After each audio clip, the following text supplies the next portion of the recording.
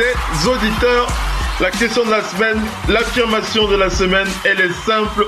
Karl Anthony Towns est plus fort que DeMarcus Cousins, vrai ou faux?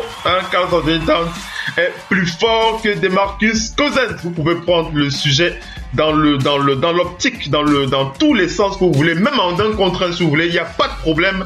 On est bien assis pour voir comment vous allez vous dépatouiller de ce petit challenge. On va commencer par Aurélien, après on va faire la passe à Eddie, après ce sera David, après Mopo, Missy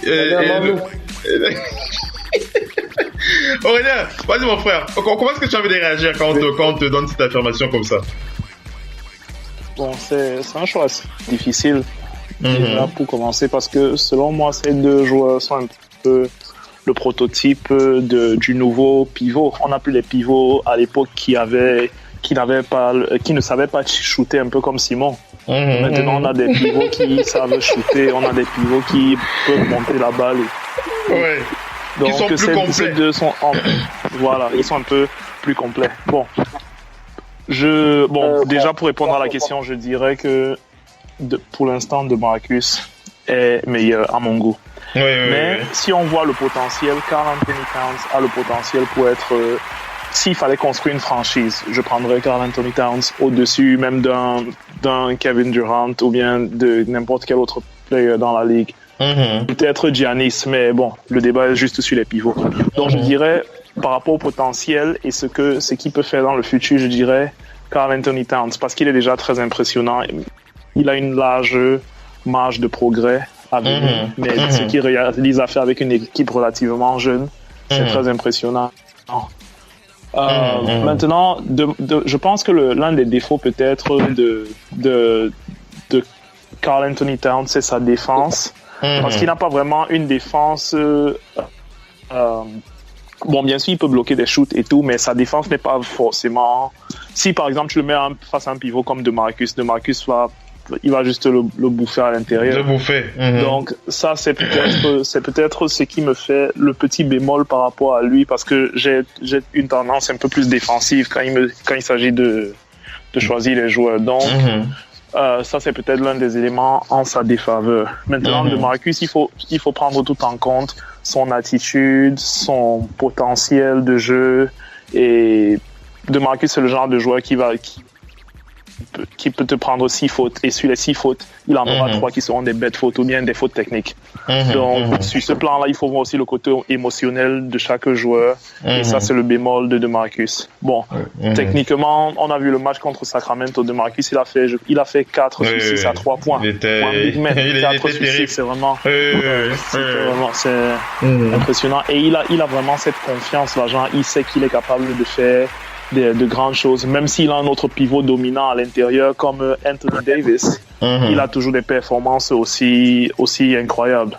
Donc bon, je vais pas aller dans les stats techniques comme peut-être les pourcentages aussi, parce que tout c'est relatif, mais si on prend le niveau de confiance de chaque joueur, l'expérience, le physique, pour l'instant DeMarcus selon moi est meilleur joueur. Mais s'il fallait prendre d'ici 3-4 ans, je pense que Karl Anthony Towns... Une avance pour DeMarcus. Ok, il n'y a pas de souci. 1-0 pour DeMarcus. Eddie. Oui, on confirme. Eddie, comment est-ce que tu as envie de réagir quand on te pose cette affirmation? Karl Anthony Towns est plus fort que DeMarcus Cousins, vrai ou faux? Est-ce que tu as envie de prendre le sujet? Vas-y, enchaîne.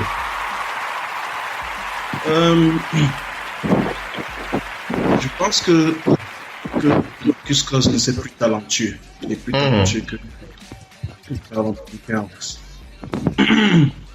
Ben, si je dois choisir l'un d'entre deux, même présentement, même pas question de potentiel ou quoi que ce soit, même présentement, si je dois choisir l'un d'entre deux, ce serait Towns. Et je m'explique.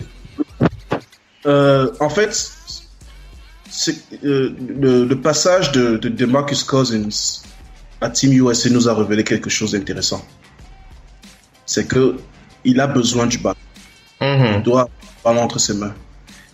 Lorsqu'il faut jouer off the ball, il est vraiment perdu. Il est en difficulté.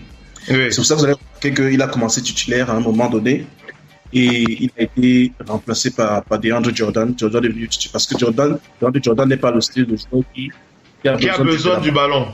Besoin de ce que de faire ses stats. Donc, Jordan, il va jouer sans ballon, il va faire ses dunks, il va prendre ses rebonds, il va défendre. Donc, ça, regardez Jordan comme une blague. Il a arraché le temps de jeu à DeMarcus Cousins, celui qui est perçu comme le meilleur pivot de la NBA par beaucoup. Donc, je me dis, dans un système de jeu où, si je dois construire mon équipe, même aujourd'hui, j'aimerais peut-être avoir un poste 3 comme celui qui va être peut-être l'une de mes pièces maîtresses. Je peux pas prendre un joueur comme DeMarcus Cousins parce que je sais que DeMarcus Cousins, d'accord, il va, même bien qu'il va produire des stats, il a d'abord des difficultés en défense. C'est quelqu'un qui, défensivement parlant, est bien meilleur que lui. La marge est vraiment grande. J'ai besoin de quelqu'un qui est capable de défendre dans la bouteille et j'ai besoin de quelqu'un qui est capable de jouer sans ballon. Et j'ai besoin de quelqu'un qui, même sans ballon, il est capable de faire ses stats. On a vu Karl Anthony Towns faire contre OKC, il a fait, je crois, 34 points, 19 rebonds, alors qu'il n'a même pas la balle entre les mains. Or, je ne vois pas Cousins faire de produits de tels stats sans ballon entre les mains. Donc, je me dis, un joueur comme Towns, même à l'heure actuelle, même si bien qu'il soit moins talentueux, je le choisirais, je dirais que je le choisirais devant Cousins. Est-ce que Cousins est meilleur que lui? Oui. Je dirais plus talentueux, je m'arrêterai là. Plus talentueux. Il n'y a pas de souci, Je choisis Towns. Ok, il n'y a pas de souci. Un partout entre les deux joueurs. David? Ouais, Philippe. David, par rapport à tout ce que tu as entendu et par rapport à ce que tu as envisagé déjà de partager avec nous, comment est-ce que tu réagis, Karl Anthony Towns et DeMarcus Cousins? En fait, j'ai suivi certains arguments qui pourraient me pousser vraiment à voir certains points positifs ou bien peut-être dire que, en fait, comment est-ce que je peux dire ça? Le français devient difficile. Vas-y. En fait, certains points positifs, pourquoi on choisirait l'un ou l'autre? Pas l'un ou l'autre, parce que moi j'avais déjà fait mon choix. Pourquoi on choisirait Towns? Mais je reste toujours convaincu que DeMarcus Cousins est meilleur. En fait, à l'heure actuelle. Oui. Si on compare les deux. Oui, on est à l'heure actuelle. Actuellement, je pense que DeMarcus Cousins est meilleur. Peut-être que dans 3-4 ans, Karl Anthony Towns, il est encore en train de se chercher et on sait qu'il va se trouver un jour et qu'il pourra être meilleur parce que c'est vraiment, il a l'air d'un garçon qui peut être un freak un jour. Ce que je reprocherais peut-être à DeMarcus Cousins, peut-être sont ses attitudes, peut-être sur le terrain, comme Aurélien l'a dit tout à l'heure, les balles, les fautes bêtes, fautes techniques qu'il prend parfois, qui ne sont pas nécessaires. Mais je pense quand même côté technique, on a vu tout ce qu'il peut faire. L'autre jour, il a fait un triple-double pour un big man, c'est quelque chose qui est rare. Il n'y a pas seulement le rebond. C'est vrai qu'on dit défense, vraiment défendre sur un joueur, l'empêcher de marquer, c'est difficile pour lui de le faire. Mais quand il s'agit de prendre des rebonds, par exemple, créer des jeux ou ouvrir, c'est vraiment un garçon qui est passeur. On a parfois l'impression qu'il ne se donne pas à fond quand il joue. Et je pense que si vraiment s'il jouait vraiment avec cette hargne-là, cette envie de mordre, de provoquer chaque adversaire, il serait vraiment un monstre, quoi. On trouve déjà, il y a déjà ça par exemple, ça existe déjà chez Karl Anthony Towns, mais il lui manque un peu la technique, un peu tout le feeling que DeMarcus Cousins a. Mais à la fin, je choisirais DeMarcus Cousins après. Et comment tu as envie de réagir par rapport à... J'ai trouvé l'avis d'Eddie pas mal. Qu'est-ce que tu as envie de dire par rapport à l'envie d'avoir toujours le ballon entre les mains de la part de DeMarcus? Tu considères ça comme une force ou comme une faiblesse? Comment est-ce que tu as envie de réagir par rapport à... Je pense quand même que DeMarcus Cousins peut être, hormis peut-être ses agissements d'enfant, ça peut être un franchise player. Et puis, il n'y a pas de leader qui ne veut pas de ballon en NBA. Donc, si tu veux faire de lui un leader d'une équipe, tu dois automatiquement lui donner le ballon. C'est pas un gars qui... Mais David Weber, nous parlons quand même du poste 5. C'est un cas particulier. Hein. Ce n'est pas... Mais les postes 5, avant jusqu'à l'avènement des guards qui sont devenus leaders en NBA, le poste 5, ça avait toujours été le poste dominant en NBA. Quand je n'avais pas de poste, hormis, bon, peut-être à l'exception de Jordan, et tout ça. Mais quand tu n'avais pas une équipe qui a un poste 5 dominant, tu n'avais pas de chance de s'en sortir en NBA. Donc, si on revient peut-être à cette constellation-là, on va se dire où on sait que les postes 5 sont encore des leaders aujourd'hui. Je ne pense pas qu'on va comparer les deux, quoi. Comment tu as envie de répondre, Eddie? Oui, non, je veux dire que le poste 5 des années 90 et autres, ce n'est pas pareil aujourd'hui. Aujourd'hui, ils sont beaucoup plus polyvalents.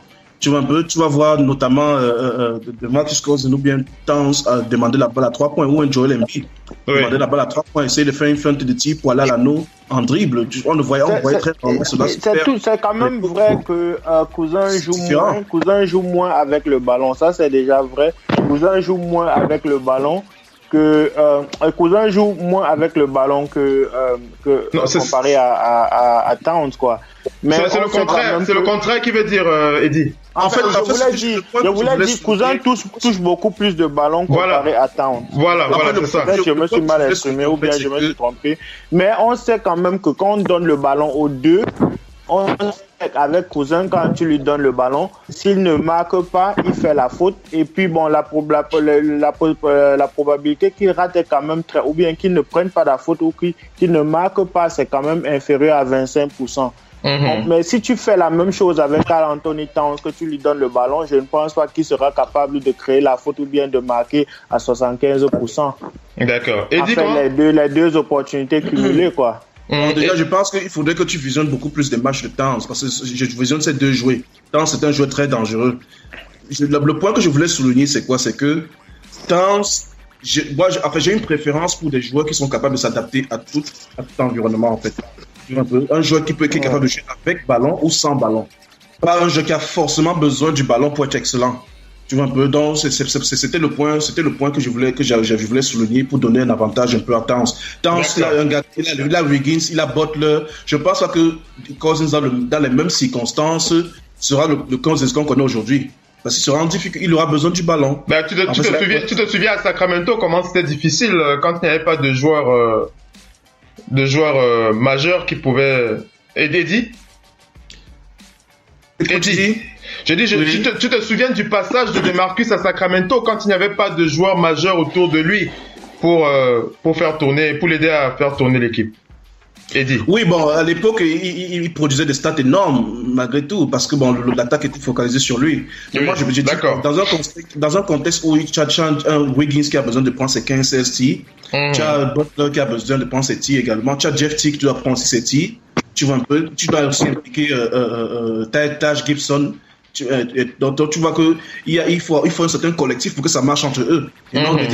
Eddie, moi, je me dis, dans un contexte pareil, Cousins ne sera pas celui qui va faire 32 points par match et tout. On l'a vu à Team USA. À Team USA, il était perdu. Il était perdu. On a préféré DeAndre Jordan. Ça, c'est un exemple clair. Je ne pense pas que Cousins n'est pas capable de faire cela, mais je pense qu'il n'a pas envie de faire cela. Il ne se définit pas comme un joueur capable de faire cela. D'accord. Pour toi, c'est son caractère, en fait. Oui, c'est son caractère. D'accord. Mais je pense que si ce mec, parce qu'il est talentueux, franchement, il peut tout faire. Et s'il décide de le faire, il peut le faire. Mais il ne veut pas le faire. Et on ne va pas l'obliger à le faire. D'accord, ok. Eddie, tu as envie de réagir? Sinon, on laisse un peu réagir Mopo et le doc. Après, tu reviens. Il y a tellement à dire, je préfère pas passer au suivant. Non, il n'y a pas de souci. J'ai envie de t'entendre encore. J'ai envie d'écouter ce que tu as à dire. Mopo! Ouais, je vais partir avec ce que Eddie a dit. Je vais donner ma player quand tu as dit. Donc, je ne vais pas parler assez. Je vais laisser Eddie parler. D'accord. Tu es d'accord avec ce que Eddie dit? Oui, présentement, on fait du marque, mais futuristiquement parlant, d'ici quelques années, on le sait. C'est Towns qui va prendre la main. D'accord. Allez, on va donner une avance de 3 pour Towns. Et le Doc NP, par rapport à tout ce que tu as entendu, c'était intéressant. J'ai voulu justement laisser Eddie et David développer parce que je me suis dit que ça allait encore te rajouter quelques éléments. Comment est-ce que tu as envie de réagir? Ouais, il y a eu de très bons arguments. Ça m'a aidé à voir des trucs, à revoir des trucs, mais c'est deux types très similaires de joueurs. La comparaison est vraiment très très bonne. le débat est très bon, a été très bien choisi parce que c'est deux types vraiment très similaires. Hein. Ouais. Parce que, et moi, comme Eddie l'a dit, j'ai ce souvenir de Team USA. J'en ai parlé il y a peut-être 2 semaines, je ne sais plus dans quel débat.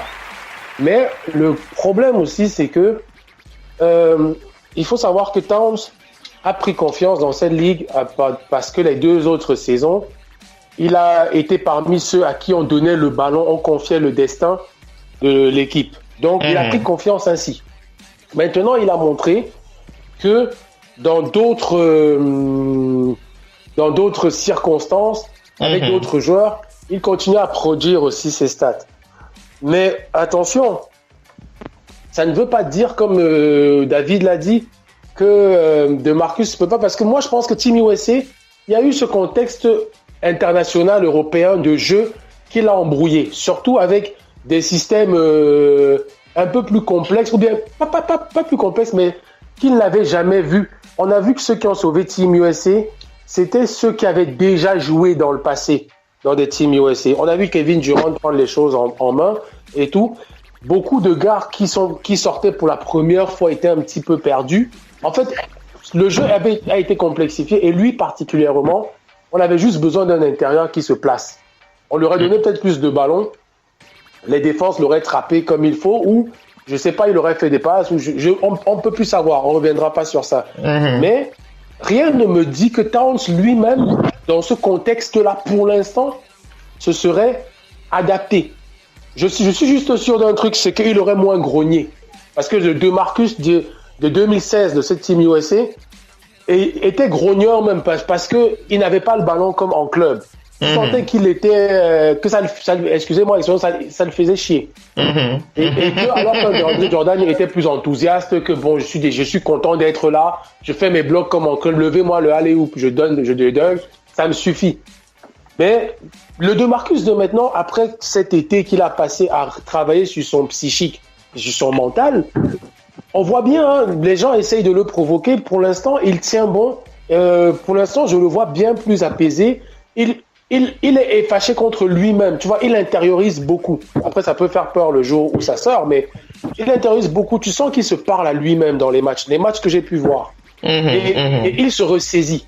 Et j'ai vu contre les Cavs, un mec qui, quand il fallait passer le ballon au bon mec, il passait. Il a quand même un monstre de stats à côté de lui. Hein. C'est pas comme s'il est encore seul. Parce que quand on parle de stats, le vrai monstre de stats, Anthony Davis, quand il décide d'en faire, dans cette ligue, il y a peut-être que Giannis qui peut... C'est vrai. Peut-être que Giannis actuellement...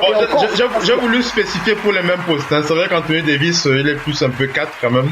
Même oui, s'il peut juste 5 postes. C'est pour dire que là, DeMarcus est en train de jouer avec un autre monstre de stats. C'est vrai. Mais il arrive quand même.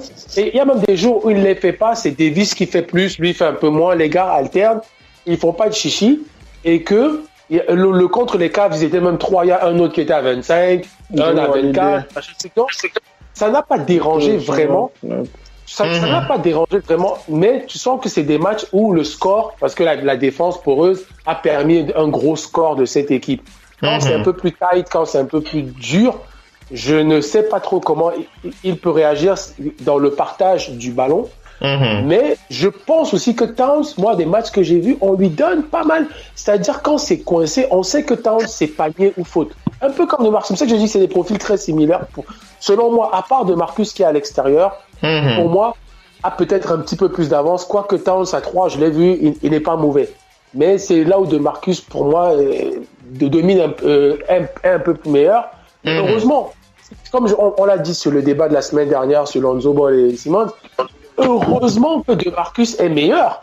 Ce serait une aberration qu'avec tout ce temps et tout ce talent, un mec qui a 3 ans de NBA ou 2 ans vienne être meilleur que lui. Heureusement, mais par contre, si on pousse sur quelques années, je lui espère, hein, parce qu'il y a des mecs qu'on croyait promoteurs d'évolution et qui ont stagné. On n'a rien vu, ouais. Dans la logique des choses, Towns devrait être nettement meilleur d'ici 2-3 ans quand on se projette. À l'heure actuelle, j'ai pas envie de comparer sur d'autres choses que ce que je vois là. À l'heure actuelle, cette saison, je trouve, moi, à mon ressenti, que DeMarcus est meilleur. Et devant. Je le dis heureusement. Je le dis heureusement, parce que ce serait quand même une aberration que ce monstre de plusieurs années NBA, c'est un garde de 2 ans, parce que là on compare vraiment les gardes en haut, hein. On n'est pas dans la demi-mesure.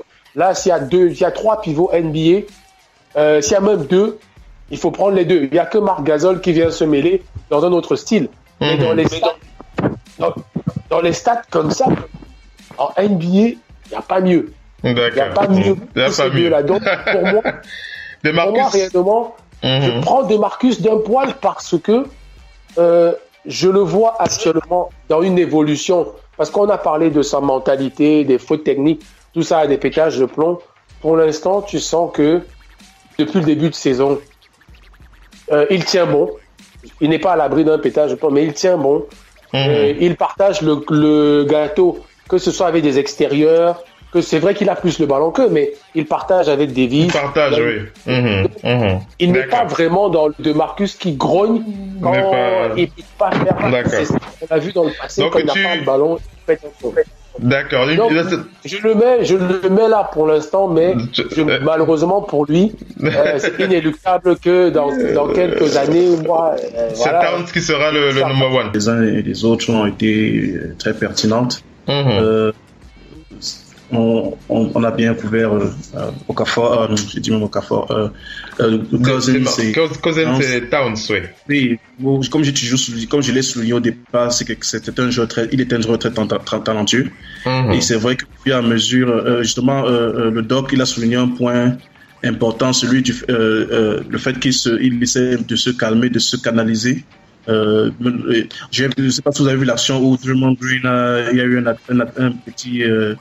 un petit truc, un petit approchage entre lui et Draymond Green. Il est resté calme pendant tout ce temps, sans réagir. C'est vrai, c'est vrai. Il évolue. Il est en train de faire des efforts de ce côté-là. Mais sinon, pour moi, comme je l'ai dit tout à l'heure, c'est vrai que David Weber a dit oui, voilà, il est capable de jouer sans ballon s'il le veut, mais il ne veut pas. Non, je pense pas que c'est ce qu'il veut ou ce qu'il ne veut pas. Je pense que c'est plutôt son style de jeu. Il a besoin du ballon, il est pétri de talent, et ce n'est que normal qu'il ait le ballon entre les mains pour jouer. Tu vois un peu. Donc, il est capable de faire 40 points quand il veut, 45 points. Et surtout, il est très bon passeur, hein, il a une bonne vision de jeu. Voilà, l'avantage par exemple qu'il a sur Towns au niveau de je crois que ce mec-là, il n'a pas un bon mentor qui il a fait un truc de double encore récemment. Donc, ça montre bien que c'est quelqu'un il est capable de tout. Donc, c'est vraiment difficile pour moi de prendre Towns. C'est juste que je vois en Towns le professionnel, celui que, bon, voilà, je n'ai pas besoin je ne serais pas surpris. Peut-être qu'à un moment donné, il pète les plombs, ou bien c'est pas trop, c'est qu'un gars qui joue son jeu. Il a vraiment suivi les conseils de Kevin Garnett. Il a pris sous son aile. Il a vraiment écouté les gars et il a vraiment progressé dans son jeu. Là, il est en train de travailler très dur.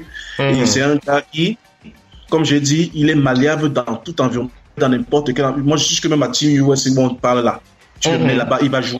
C'est un gars qui il tirait à trop high school, hein. Il jouait meneur high school. De temps en temps, il jouait meneur high school, il tirait à 3 points. Donc, c'est pas comme si c'est quelqu'un qui sera surpris par un quelconque système quoi que ce soit. Donc, je me dis, pour moi, je réitère, je vois Towns comme un joueur capable de s'adapter à toutes circonstances. Pour moi, c'est l'un des critères les plus importants. Pour quelqu'un comme Cousins, j'ai besoin de le mettre dans un environnement particulier où il faut qu'il soit dominant, et c'est normal. Il faut qu'il soit dominant, il faut que il y a énormément de systèmes de jeu qui tournent autour de lui. Il faut qu'il ait les ballons dans les moments importants, ainsi de suite. Donc, je peux prendre cette route-là. Celui qui choisit cette route-là, il ne fait pas mal. C'est un jeu talentueux. Et moi, je voudrais avoir la possibilité de pouvoir, de donner la possibilité à mon coach de pouvoir changer de système de jeu selon les circonstances de jeu. Parce que si il y a régulièrement les prises à deux sur Cousins, il va falloir qu'il sache jouer sans ballon. Tu vois un peu, parce qu'il sait qu'il y aura souvent des traps. Est-ce qu'il va s'en sortir dans ce cas-là? Tu vois un peu. Est-ce qu'il va rester concentré parce qu'il ne reçoit pas de ballon à cause des prises à deux? Moi, je vois Towns qui se bat là. Non, il va ici, il secoue tout le monde, il saute là, il se bat, il travaille, il se bat contre les boxeurs. Il est engagé dans le jeu. Quand c'est lui, il est cool dans son jeu, il prend son temps, de temps en temps, il bouscule un peu et tout. Il prend ses 1, 2, 3 rebonds en un rien de temps et tout. Mais je vois Towns, je vois un guerrier en Towns. Je vois un gars. C'est un guerrier. Eddie, est-ce que toi, tu vois Towns en train de tenir cette énergie-là en 5 ans, 6 ans, 7 ans, 10 ans? Parce que ça, c'est la motivation des débutants. C'est juste parce qu'il a 3 ans qu'il fait tous ces trucs-là. Après 5 ans, il va se fatiguer, il va comprendre que... Oui.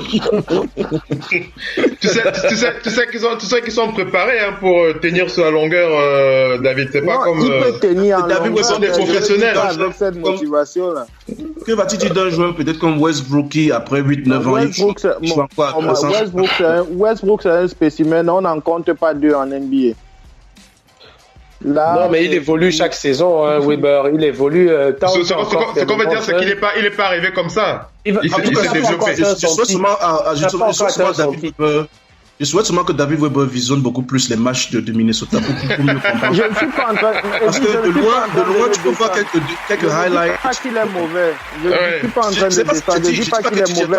Mais je dis seulement, je vois un peu de feu de paille dans lui, quoi. Peut-être que je peux me tromper, mais je vois un peu de feu de paille dans lui. C'est pour ça qu'il te demande de regarder un peu plus les matchs de Towns, justement. Je dis bien, je peux me tromper, mais je veux dire, vu mon expérience. Il n'y a pas de souci. Vas-y, Eddie, vers la conclusion, après je vais. Il m'a refroidi avec son feu de paille là-dedans. Ça gelé mon cerveau. Il n'y a pas de souci, Eddie. Tu sais comment ça se passe dans le match des auditeurs. La particularité, c'est de laisser chaque panéliste donner son avis. On partage les avis. Il n'y a pas vraiment, il n'y a pas rien. L'objectif, ce n'est pas forcément de convaincre son adversaire, c'est surtout de donner sa position, son opinion. Lorsqu'on a plusieurs avis, ça permet aux auditeurs d'avoir plusieurs polarités comme ça d'opinion. C'est beaucoup plus complet.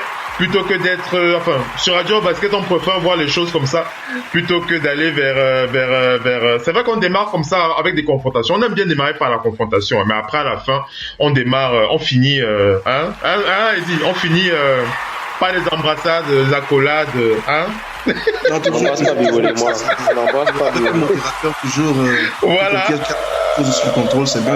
Voilà, c'est comme ça que ça se passe sur le parquet de la radio off. Vous êtes bien sur Radio Off Parquet, la radio qui vous parle de NBA, la radio qui vous écoute. Basketball, c'est mieux à la radio.